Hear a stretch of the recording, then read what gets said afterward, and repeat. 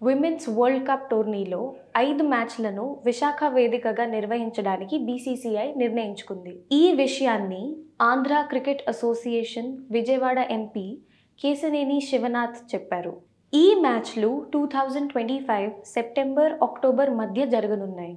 World కప్లో 5 మ్యాచ్లను ఏపీలో నిర్వహించాలని బీసీసీఐ డిసైడ్ కావడం తనకు సంతోషంగా ఉందన్నారు. ఈ సందర్భంగానే ప్రతి జిల్లాలో ఒక క్రికెట్ స్టేడియం ఏర్పాటు చేసేలా ఏసీఏ ప్లాన్ చేస్తుందని చెప్పారు.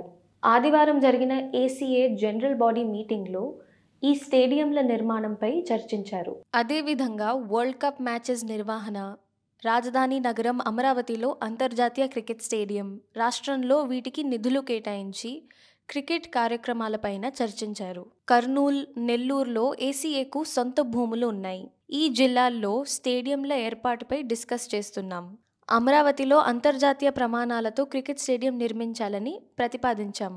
ఇందుకోసం 65 ఎకరాల భూమి కేటాయించాలని రాష్ట్ర ప్రభుత్వాన్ని కోరాం. ఈ అంశాలపై ACA secretary Sana Satish, IT మంత్రి నారా లోకేష్, ఐసీసీ చైర్మన్ జయ షాతో చర్చించారు.